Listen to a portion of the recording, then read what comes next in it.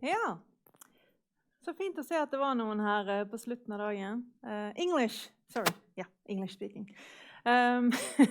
Thank you for coming. It's 4 o'clock on a Friday. It's the last presentation. So hopefully I'm going to be my entertaining self and keep you awake so you won't fall asleep. So we are going to, I am going to talk about usable security, which is my passion. And why don't users do what they're supposed to? Why is grandma's password so bad? Or as I like to say, why do they force grandma to have such a bad password? Why can't she have a good one? So it's not just the user's fault, it's actually our fault. We have to take some of the blame as developers. So, hello, who am I? I have a Master's of Science, and I did my dissertation on usable security, which I'm going to use some examples of here today. And I have a social media profile called Silje, which I have on different platforms. And my mission is to create a fun learning environment for usability and security and gadgets and everything tech.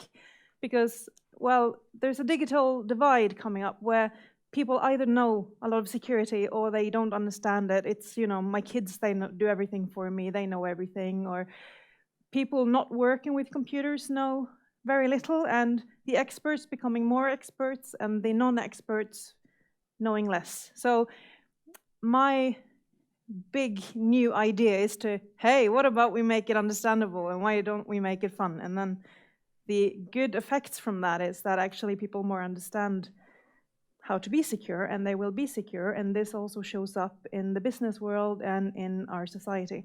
And I'll show you a few examples of that. So here's my agenda. I'll first talk a little bit about definitions and what's the problem, what's bugging users, what can we do, and some examples. So what kind of security am I talking about? Network sniffing? It's a sniffing hamster here. Yes, I mean encryption. Yes, I do. Do I mean passwords? Yes, I do. And secure networks. Did anyone else notice that? Well, I checked into the hotel last night, and one of the first things he told me was, oh, and by the way, we have Wi-Fi here and Wi-Fi, and it's no password or anything difficult. It's just to connect. And I was thinking, oh, a security conference, hotel, Wi-Fi, open, non-encrypted. Okay, this is great. So yeah, security comes in a lot of shapes and forms, and I'm kind of talking about all of it.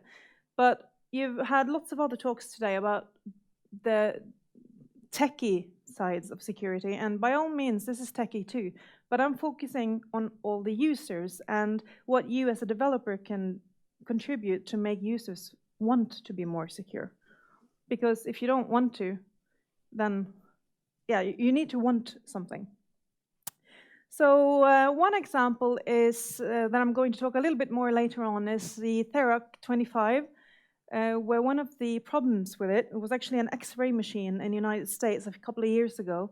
This is used as a standard example in universities, and for good reason. The X-ray machine actually ended up killing a couple of people because they changed the design. They removed some hardware that was to stop the X-rays from delivering too high dosage of X-ray beams. And they also misunderstood the error messages that popped up on the screen. So they thought that, the operator thought that they hadn't actually delivered any X-rays, but they had. And so they pressed OK on the pop-up box, and it disappeared, and they hit again. The result being that the patient actually got far too much X-rays, and they died from radiation burns. So user interfaces are not just for fun. It's not just something you can read about in a manual. People can die from this. It's not just pretty. Physical boundaries, not letting them relax the electronic security, because nobody comes in here anyway. There's a security guard, so I can leave my machine unlocked. I don't have to press Windows L to lock it because, then I have to write the password again. And yeah, we all know what we feel about passwords, which I will also come back to. But point being that just because you have a security guard, that shouldn't stop you from making secure software. In any case, you need the Swiss cheese model, right? You need more security barriers before the end. You can't just let users relax their security because they have a security guard. There's many boundaries and many ways of getting to the system. And of course, attitude towards software and willingness to use it. A lot of security is bad because users don't want to use it, or it is so annoying that people they go around it. They make ways not having to use the software because it's so annoying, or it takes less time to just Google it. And then they copy paste something into Google Translate, and then it's, possible to sniff and pick up. So basically, people don't use security tools because it's annoying. And whose fault is that? It's not users. So HCI, human-computer interaction, is the understanding of how technology and humans work together. There's a lot of different words for the same thing. You have user-centered design, man-design interface, human-machine interface. It's basically a lot of different things, but it's not just about friendliness. We don't need a design or a system that is friendly. I can live without happy colors and smiley faces, believe it or not, but I need a system that works. So it's not just about prettiness, it's also about actually things that work, because that's a bonus. So what's the problem? The problem is that, let's look at some statistics. This is a very lucrative business. You all know that. 53% of all emails in 2016 was spam. 2018, 55% was. In Norway, it's quite a lot actually that has malware as well. And before, users were targeted. So users might say, why me? But the thing is, they're not really interested in you as a person. When my mom gets spammed, they don't know who she is. They don't care. They use this spray and pray approach, right? They just send out lots of stuff. And you can say that everybody knows not to click these things, but it's not true. And because if it was true, they wouldn't be doing it, would they? It's a very lucrative business. And there's also some proof that there's actually mafia involved behind this. It's dirty money. It's a big business. So we might think that it's not so dangerous, but it is. And it's also, that was maybe private, in your private emails, which we also, of course, know will affect your business, because if they do target a director in his spare time on his private Gmail account and they find some information, of course, that can also be used in his business. Maybe he reuses passwords. Maybe they can figure out what he likes and then use social engineering. Your private life and your business life are a lot separate. You are one person. So what you do in your spare time also has effect on your work. But if you look at pure business threats, the smaller the business, the more spam they have, actually, according to different semantic reports. And different reports all say the same thing. And you could say, why is that? Is it because it's targeted? It could be. Is it lack of training? Could be. Is it spam filter that actually really is effective? Definitely a possibility. So there's a lot of reasons why. But just remember that there's, as I said, there's no real link between your business life and your private life anymore. Internet is the internet. And if they figure something out about you, they can use it against you later on. And the most common business threats is external access. And they discover information leaked really late. And especially in automation processing, which is where I used to what I used to work with. And they don't actually discover that somebody has been in their system for months, sometimes years. One little component at an oil platform, it can take many years before they discover that it's actually compromised, at least months. And so there's a lot of threat possibilities here. So public safety is also a thing to consider. I mentioned the threat 25, which was misunderstanding and confusion. And a more recent one is the emergency message that went out to all people of Hawaii. They went out on the mobile network, so people who were on holiday and people who lived there all got this message, and it was out for 30 minutes. And yeah, we are laughing because it's funny, but it's is pretty sad. For half an hour, people thought they were going to die. They went to shelters, everything was chaos, and this is the user interface. The person had clicked this instead of, this is what they had clicked. This is what they should click. One word in a text-based interface with lots of links. And this here was the reason why this message went out. This is a screenshot from the system that they used.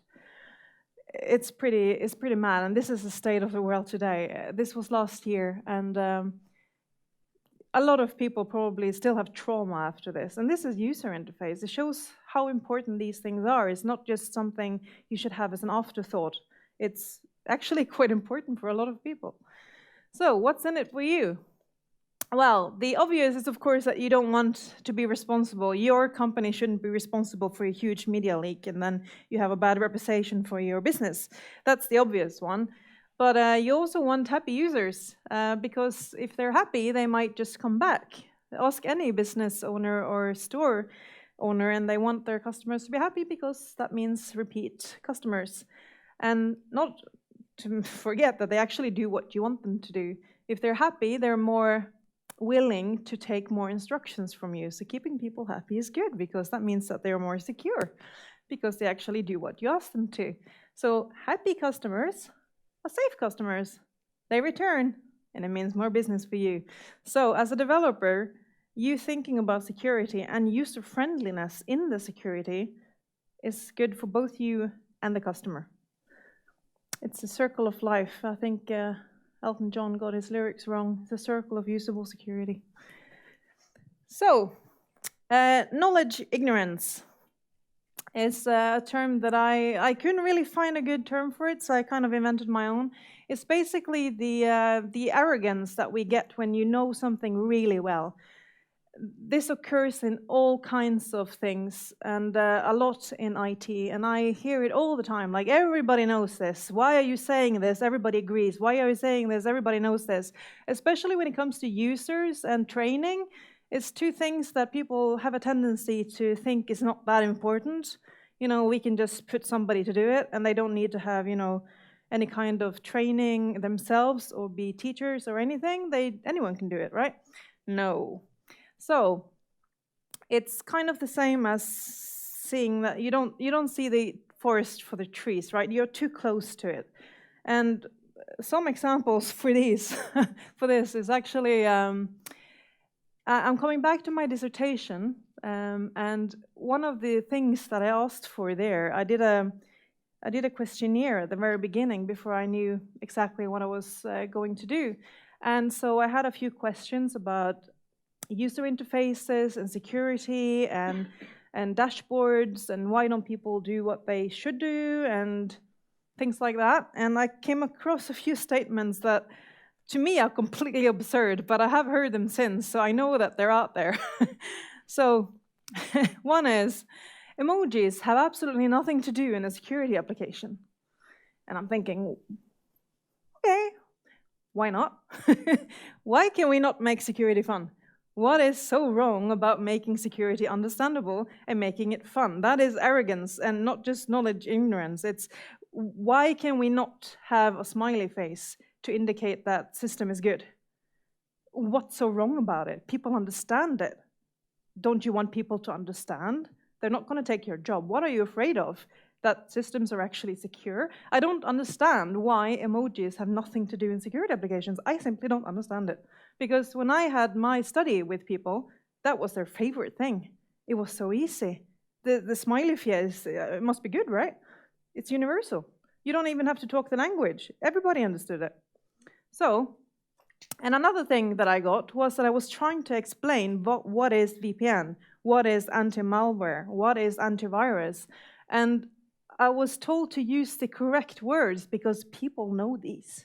Okay, I'm sure that everybody here has somebody in their family or their neighbor or their colleagues that don't know what VPN is. Can they really explain it? If you talk about VPN to your aunt or uncle or nephew or grandmother, do they know what it is? No, probably not. And do they need to? Yeah. I think most of us who have been here today on this conference agree that they should know, because they shouldn't do their banking or order tickets, or they should have a clue in some situations. They don't necessarily have to use it all the time, but they should have a fair idea. And antivirus and anti-malware, definitely. Which is another thing. I was actually told that antivirus is totally useless. Sure, it might not be that useful for me because I don't download anything and I don't click on anything, and I have patches and I have security stuff, but my mom has actually managed to get a virus. And I mean, this is my mom. I have been training her since day one almost. Not quite day one, but point being that it is completely possible to get viruses today. It is possible. I know that they change. I know that it's not the best defense. I know this. But for the average user, antivirus is still recommended. And there is a reason for that. So saying that it's totally useless shows that you're not really in touch with the average user here at all. You might be an expert, but this is knowledge ignorance. You're ignorant to what exactly people out there know, because you're an expert. And that's great, but you should talk to people. So the dashboard that I presented for my dissertation, I wanted to create a security dashboard that people can have on their PC to see the state of the PC. Did they have updates? Did they have antivirus installed? I'm going to show you the technologies that I chose later.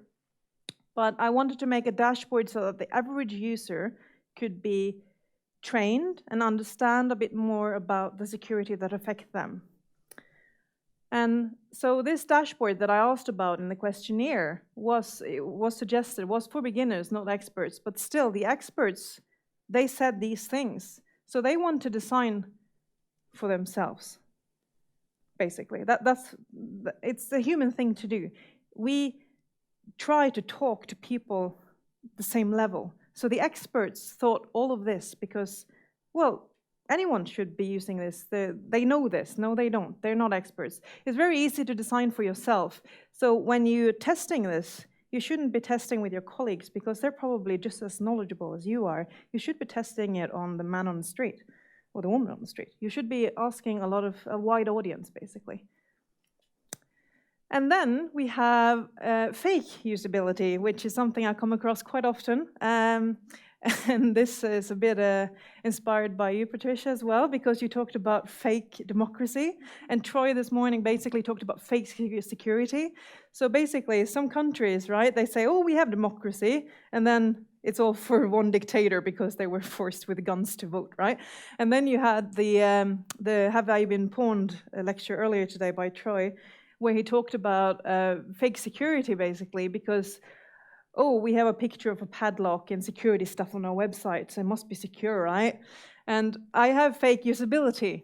Oh, we have training manuals, and it's in the manual. I mean, how many people read those? I don't know many people. I do, and I'm like the only one who does. But it's 500 pages long, maybe, and people don't read them, and we follow standards, and they might follow standard, but how old is it? Security is updated all the time. You guys know that. And users are used to this. That might be, but does that mean it's good? And should you settle with that? If everybody just settled with the same, things would never go forward. After all, when the iPhone came, it changed everything. I remembered, I used to test mobile phones for Amobile. I used to write tests of mobile phones, but when iPhone came, I stopped because I didn't feel the need to anymore. I had found my mobile. I got married to my phone. And sure, Android has come a long way since then as well, but I'm not going into the whole fight between the two. They're both good. I'm just saying that it was the iPhone that changed the phone game, at least for me. And now, of course, when we have these Doro mobiles and you try to click on the screen and then maybe it's not even a touch screen, and just remember that things changed a lot. And if we always said, oh, the people are used to this, we can create the same. Well, if you just stay the same, nothing will ever go forward. So it's not a good argument. But the very best example is, of course, the password policies. Oh, how I hate the.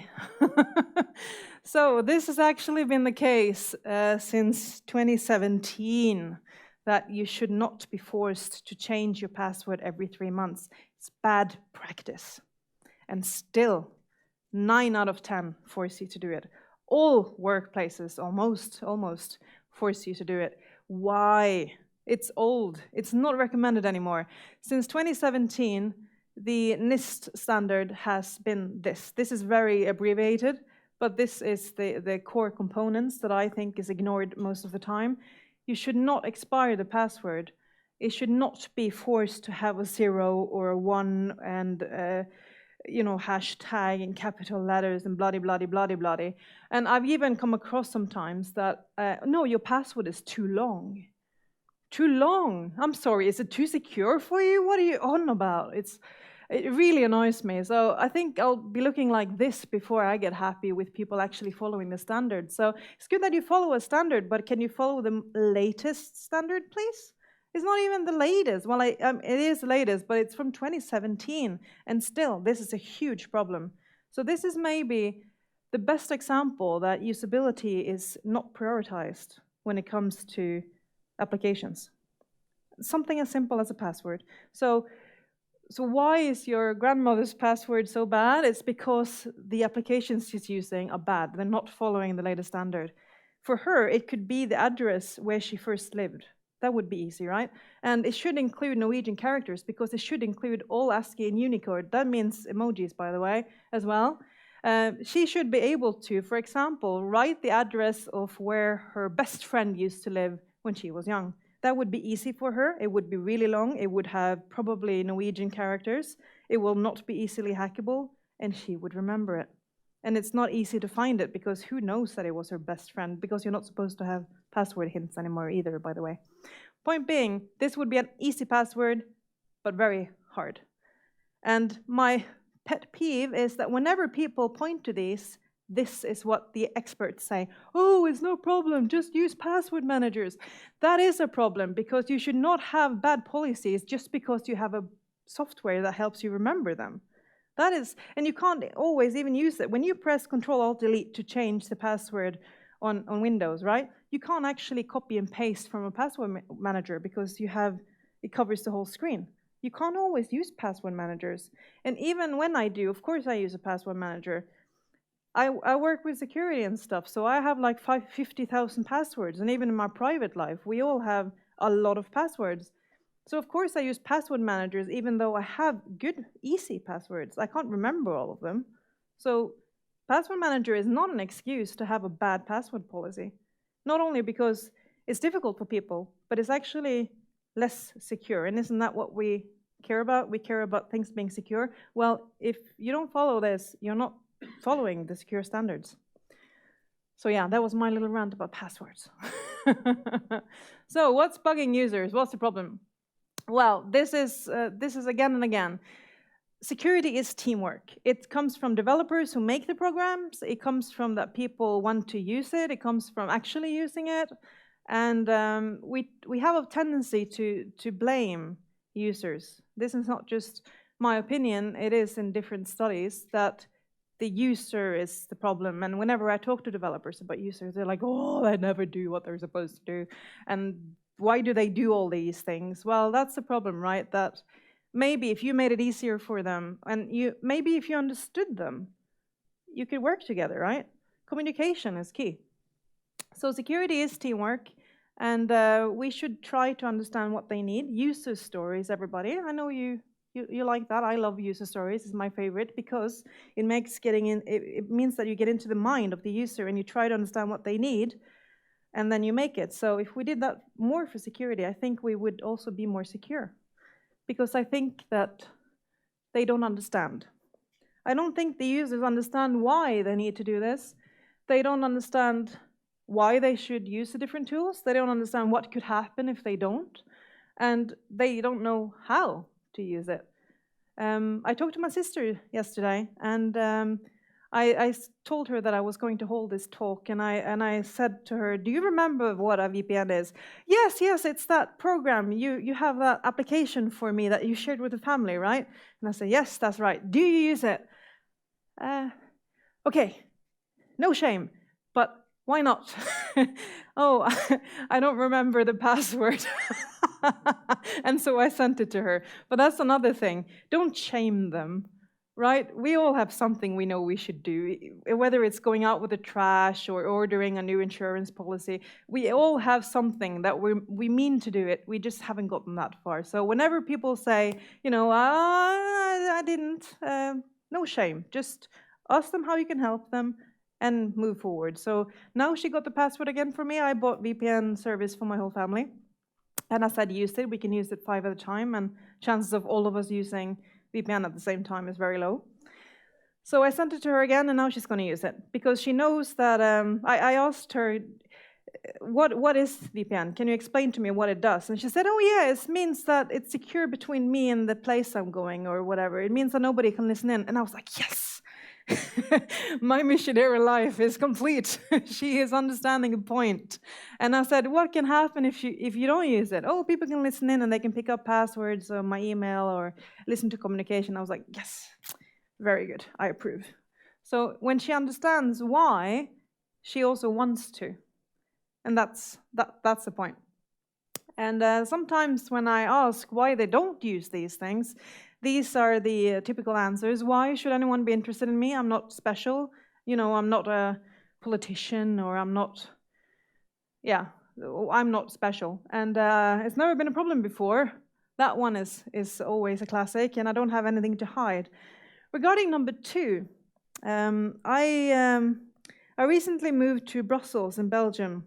I work for a well-known political entity there, and so I wanted to create a Belgian bank account. And they had an email, and they asked me to send all my documents there to open the account. So my passport and my contract and everything, they wanted me to send it through unsecured email. And I said, I'm not really comfortable with that. Can you please provide me some other way? Oh, no, it's never been a problem before. And, okay, so I tried to send them a link to a Dropbox folder with a password that expired after like 2 days or something. Oh, no, it didn't work. I'm not quite sure what exactly didn't work. How difficult is it? Usually you just click it and then you come to dropbox.com and then you put in the password and voila, you download. It shouldn't raise any flags in any security application or anything. And that didn't work. So I tried to send a link directly to a zip file with a password, an encrypted zip file. That didn't work either. And so I asked, okay, what if I send you the zip file itself? Oh no, that won't work because of security. So now they talk about security. Not my security, but so end of the whole thing was that I tried contacting the 2 biggest banks, ING and BNP Paribas. And they both only used email. There was no, PGP is way out of this. They don't understand how to download a folder on the internet. Your bar lowers a lot. Oh, you can just forget about talking about encryption. They couldn't even download a file. So it was never a problem before. In the end, I gave up because I wouldn't get paid unless I had a Belgian bank account. And I couldn't get one by meeting in person until I got my ID, which would take 2 months. So in order for me to have money for the next 2-3 months, I needed to send this through unsecured email. So I did in the end. Didn't like it one bit. And we'll see if it is a problem or not when suddenly orders and my identity is on its way. I don't know. I have insurance for these things, so I hope it doesn't happen. Maybe I will be the problem that has never happened before. I don't know. It's not a very good excuse anyway. If somebody wants to start a cyber company in Belgium, it's a lot of business for you. Scaring away users. Now, one of the main issues with security is that it doesn't actually make sense to them, and they are known to be the weakest link. So how can we improve it? One of the things is actually aesthetics. I mentioned that the most important thing wasn't necessarily a pretty interface, and this is true, but it is parts of it. When my sister or my mom or my dad or somebody who is not a computer expert looks at a thing on their screen, they immediately get a reaction, right? First impressions are the same everywhere. When you walk into a room, if the person sitting there is smiling at you, chances are, unless it's a really creepy smile, that you feel more inclined to talk to this person than a person that looks really busy and grumpy and doesn't look very friendly. So of course, first impressions matters. And if you're not secure about this thing, if you feel that, oh, I don't know, these computer security things, it doesn't help that it looks really dangerous, and that if you click on one wrong link, the whole of Hawaii will get a missile error message, right? I mean, it does matter that it is a little bit friendly, pretty. So I have a little quiz. What's in a name? For example, machine learning versus AI. We know that AI is a sexy version, right? You get a lot more clicks and whatnot if you say AI rather than machine learning, but it's overlaps, right? So what's in a name? Does anyone know what this is? You have it on you right now. Do you know what this is? Can you point to it on your being? Huh? This. Everybody has it. But yeah, you see it every day, so it's a little cleft between your nose and your mouth. And my point being that it does have a name, but does it really matter to you? No. That my sister does not know exactly what VPN stands for doesn't actually matter. Think about that. It doesn't actually matter if she knows this word, because as long as she knows what it does and she knows how to use it to double-click and log in and whatnot, that's what matters.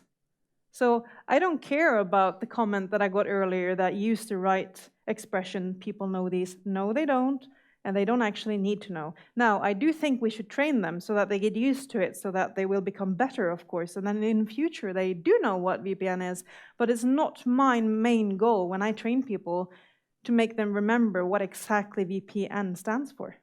It's not important. What is important is that they understand the functionality of it and use it, not the name. What's in a name? So, confusions. What is the best way to scare away users? So, jargons, words, expressions, not being able to follow, they don't understand everything, lots of crowded screens, lots of information, and old-fashioned design.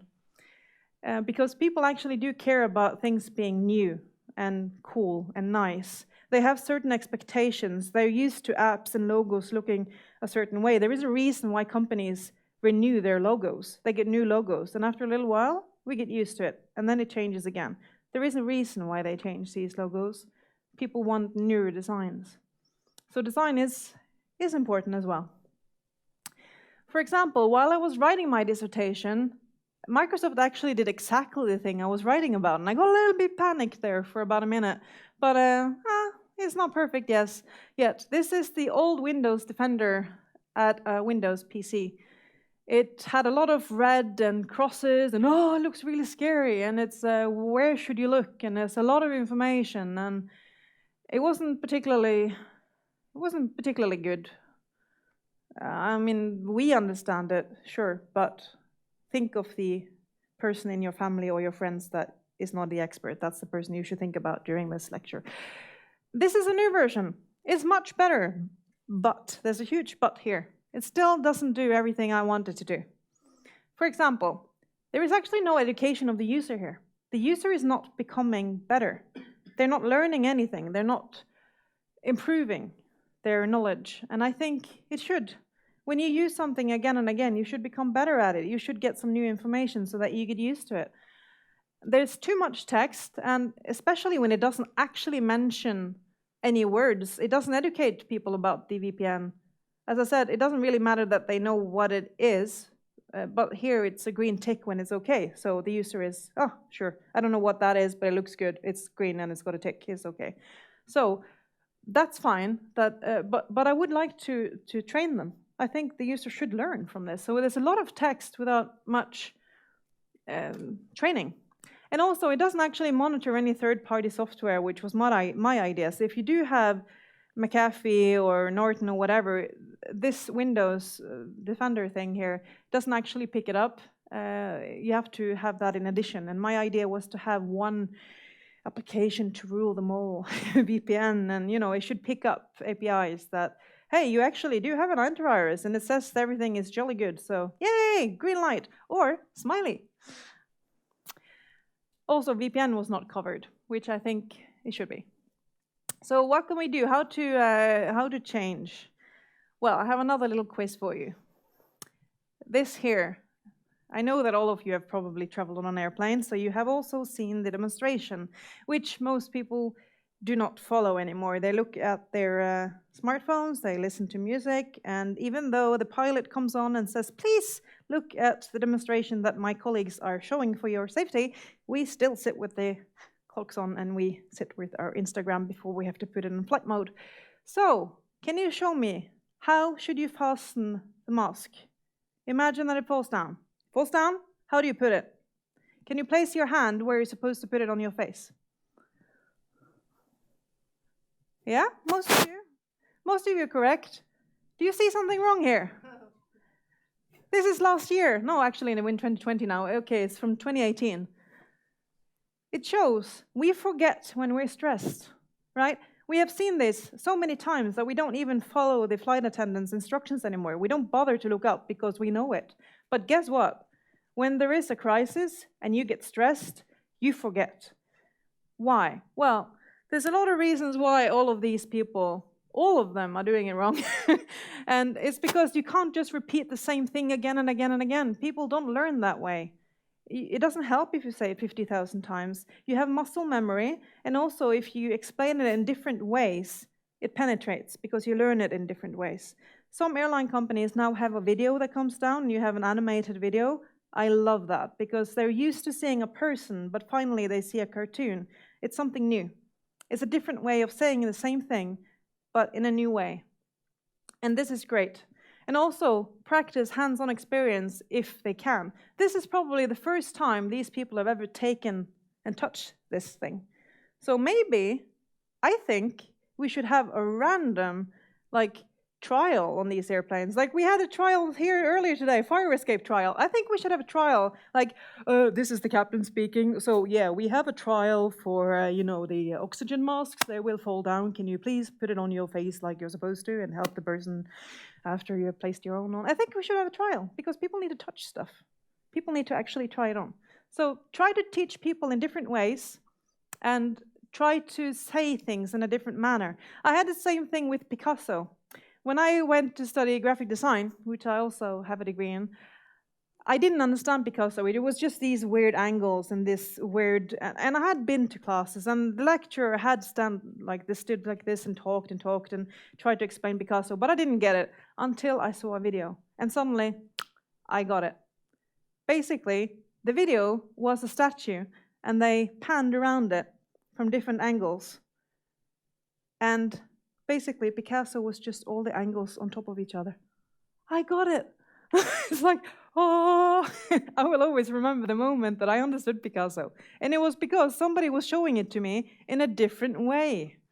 So try to teach people the same thing, but in different ways, because suddenly it will go in.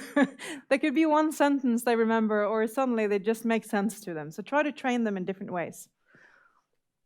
And this is another suggestion for everybody knows this. Sorry, Mom, but you are such a great example. So my mom got this here the other day. This is 3 days ago, actually yesterday, yeah. So she knows this. I mean, but it's still she got panicked. Does somebody know who I am? I think somebody has hacked into my account. I was like, it was only in your spam folder, right? Yeah, but it looks like they know me. It says my name. So she got worried, but at least I have trained her enough to forward me these things so that I can tell her whether or not it's true. And instead of just saying yay or nay, I have to educate her every time because I have a firm belief that one day it's going to go through. So maybe this is it. Maybe this is her Picasso moment. I showed her this, there's a lot of signs here, but I'm just taking the ones that was most easy for a new beginner, right? So I said, look at the from address. That looks just weird. Look at the to address. Is that your address? No, it looks very strange. Of course, that is very urgent as well, but, there's a lot of things, of course, here. And I told her, look at they still don't really bother to have, correct grammar. It's not me, at least I don't think my mom, I don't know, but, who knows, right? I'm not looking at her log. But I don't even think she had read the email. I think she just saw urgent, and she saw her username and she got frightened. I don't think she has actually read this. She might not have forwarded to me if she had. And then I told her, never click these things, because that means that you have actually been here, you have read the email. You're golden. They're going to send you so much more. My dad did that. I think he was in every single database because he always clicked, oh, there's an unsubscribe. I got to click that. He really believed in these things. He thought there was still some good in humanity. So he kept clicking the unsubscribe and think that would work. And of course, he got more and more spam. He didn't understand. He had unsubscribed from this thing. I was like, there's bad people out there, Dad. They don't unsubscribe you. They actually subscribe you to more stuff. Oh. So yes, this is the reality. People think this works, and in fact, it does the opposite. So this is just, I told her, pure lie. They're not offering you the best for life. It's actually the opposite. So this is, everybody knows that this is not true, but no, everybody does not know. I thought my mom did, but I'm not shaming her. I'm telling her that this is what you should look for every time. So, design principles. The way we communicate is very important. Jakob Nielsen from Nielsen Norman Group, which is like the golden thing for all things interface and user experience related, he has created these 10 principles for good design. So visibility of a system status, an overview should be quick and straightforward.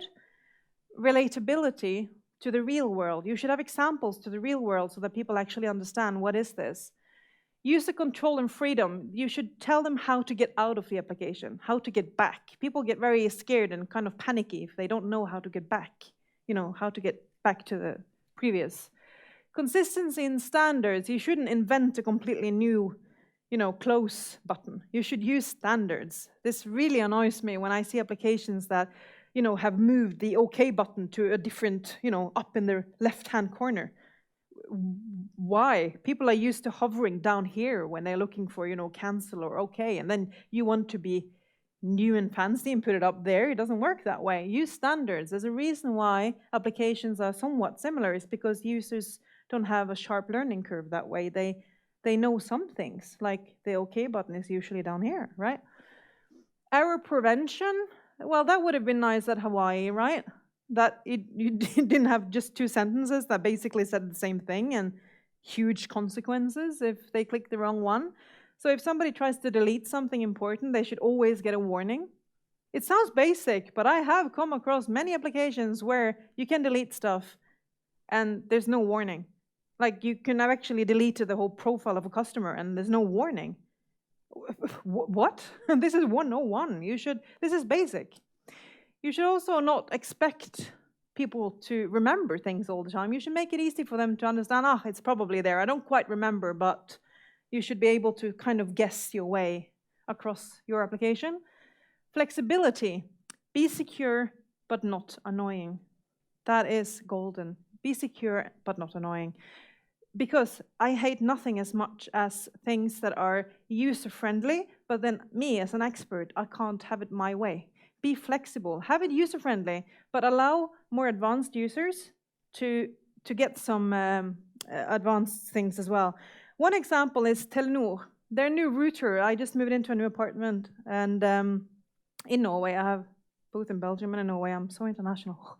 So yeah, we just got a Snøhetta designed router. It's beautiful to look at, but unfortunately, you can't choose the megahertz of the Wi-Fi. It's both 2.4 and 5 combined. It's so smart. It adjusts to what you need. Problem is, most Internet of Things use 2.4, while my PC and phone and everything prefers 5. So when I need to connect to my thingy, in my case, it's nano lights, so it's lights on the wall, right? There's no audio, there's no microphone, it's just pretty lights. And also the heating in my living room, the Mills application, they all use 2.4, but my phone that I need to connect to talk to them is 5. So I got transferred to 1 expert, to 2 experts, to 3 experts at Telenor. that I finally got to, and I said, how can I make a Wi-Fi at home that is only 2.4 so that I can connect my phone to it, so that my phone can talk to my thingy? Oh, no, yeah, sorry, you can't do that anymore. We know you should be able to, but it's not, you can't.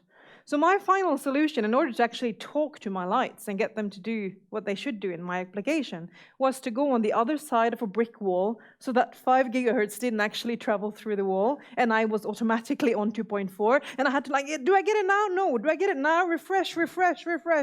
And I moved, and my husband can't get it to work because, I don't know, I have to go and do my little trick again. So be secure, but not annoying. You should always allow for more experienced users to do what they want to. It's the same with Windows 10 dashboards. I hate them. It's too user-friendly. All the good stuff that I want to tweak things are behind text links, and it drives me mad. I still don't like it after all these years. Whenever I can go back to the old-fashioned dashboard, I prefer that, because I find what I need immediately. It's too user-friendly now. It's annoying. You shouldn't be annoying. You should be flexible. And design and help users with error. Don't just say that something went wrong. Suggest what they can do to fix it, please. Be helpful. That way, they learn, so you don't have to learn them again.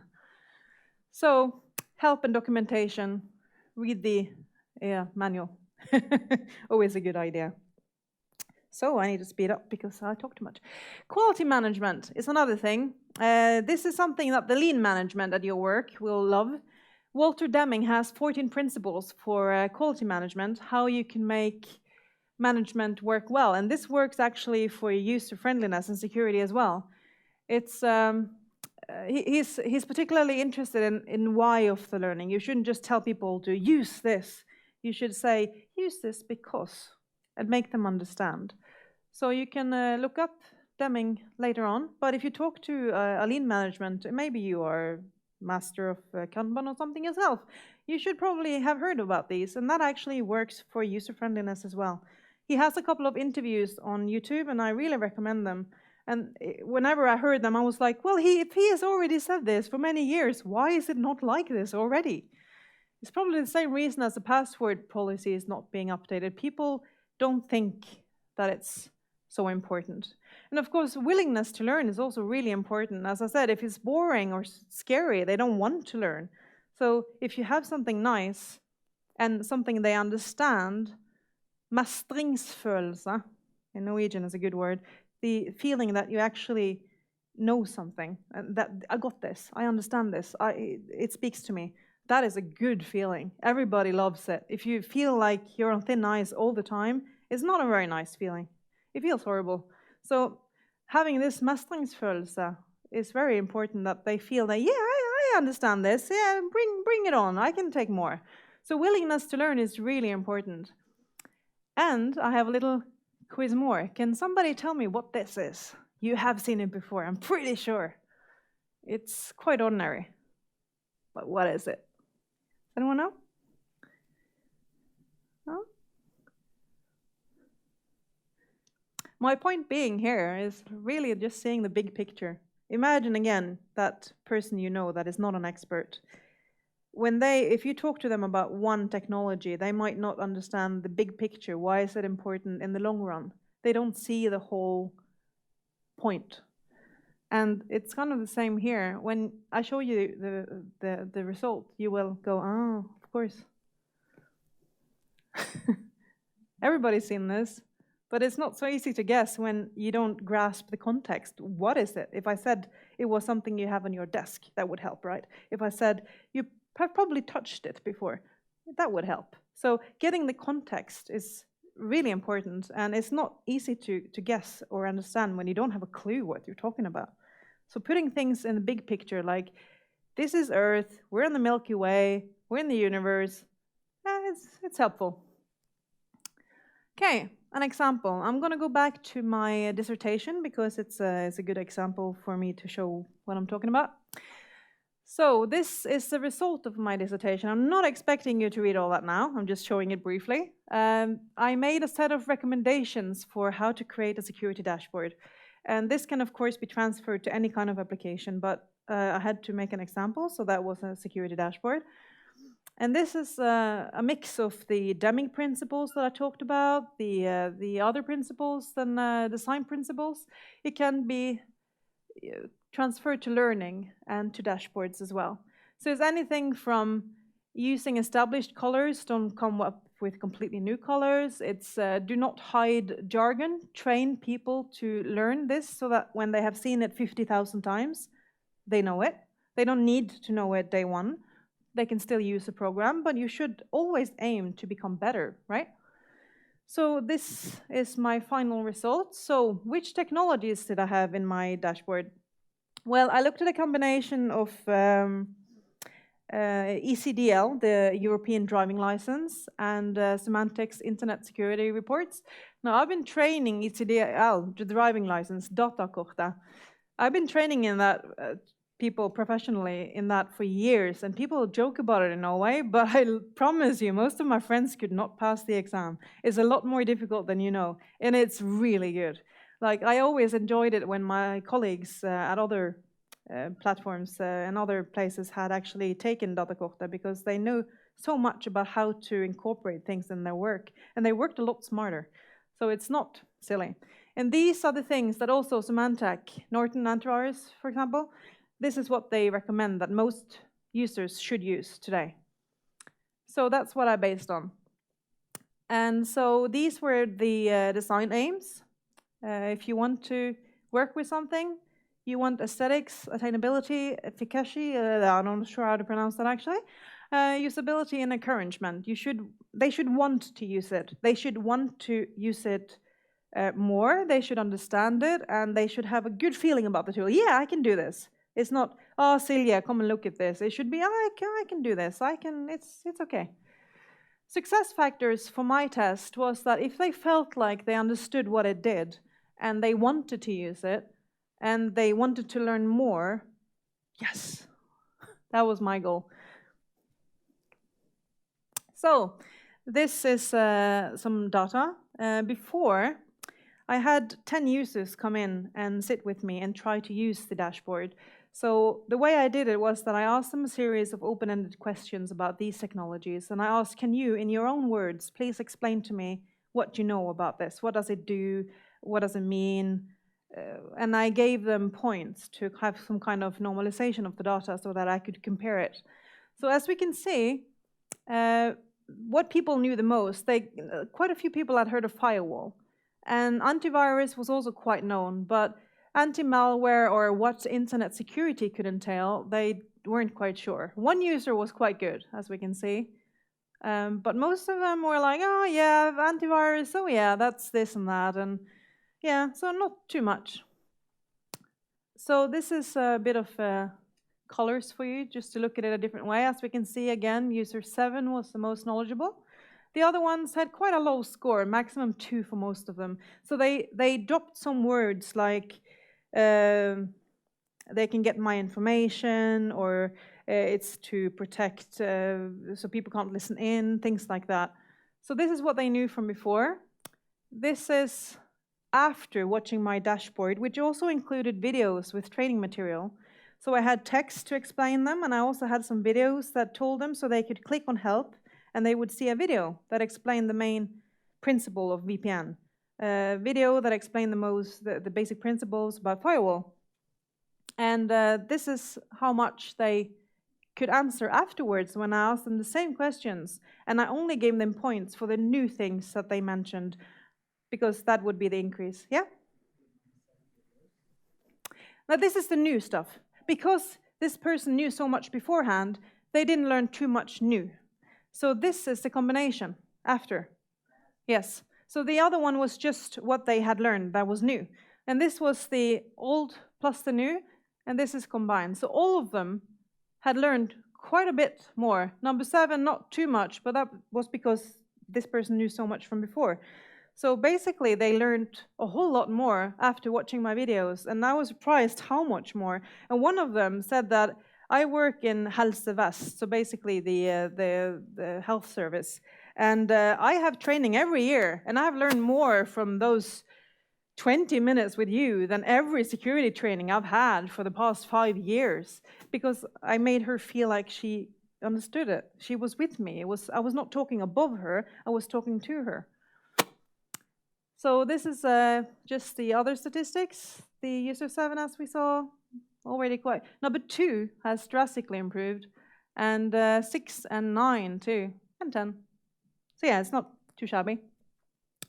So this was the objectives that I met: functionality, reasoning, usage, knowledge gain, and encouragement. They all said that they wanted to go home and install some more security tools now, and some of them wondered when my dashboard would be publicly available. Of course, it doesn't exist. It was just a suggestion that is possible to use.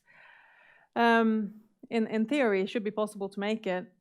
The dashboard that I made was called Security First Aid Kit because it also made them understand what it does. It's a security kit for your computer.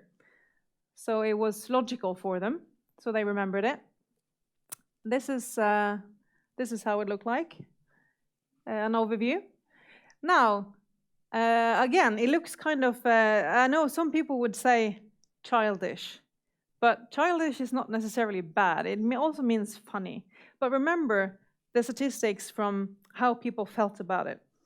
The colors are friendly. There are smileys that indicate whether you're colorblind or not. You can understand them because we have colors from the traffic lights, but we also have smiley faces or negative faces or faces. Everybody understood the status here. When I asked them, how do you think the internet use for this computer is, it was very easy for them to say, it doesn't look like it's perfect. It's probably good, but there's probably something I should do. And I said, okay, so how do you think you can learn more about it? And they said, oh, I can probably click there and I will get some more information on what's wrong. Yep, you can. And when you click there, you would get a video that explained you the principles of this. And you would also get the status up here. You would get the status in human words. You would get information on what was wrong. And you would get a suggestion to how to fix it. And there would be a link that would take you to the application. So third-party applications would also be okay. This is a very short overview of the UML diagram for it. So how it could be possible if anyone wants to create this dashboard, give me a call. So the user feedback was that it was easy to navigate. The smiley faces and color scheme made it easy for them to understand. The computer jargon was not too complicated. They felt like they got this, and they understood what was wrong. So I will show you some pictures from the different videos. Don't think I have time to show the video, but they are online, so you can look at them later on if you want to. Show them to your grandma.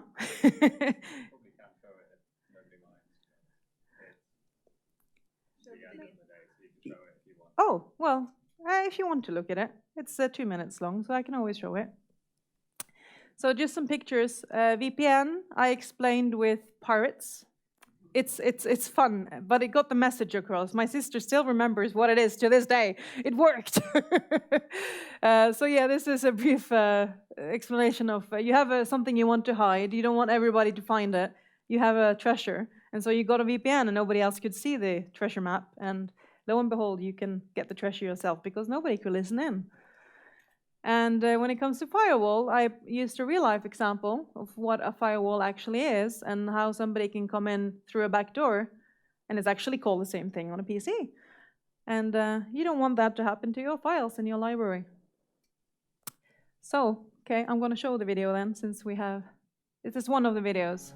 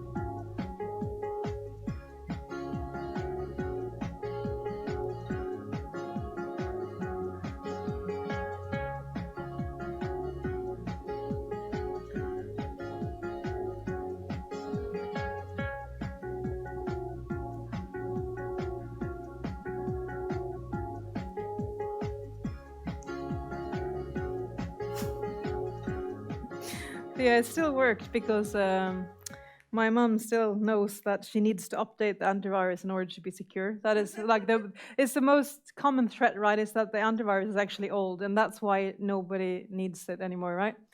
So the conclusion on the study was that the hypothesis worked when people understood why and how they wanted to use it. And if they felt like they understood, they were willing to learn more. Like, okay, I got that part, now bring me something new.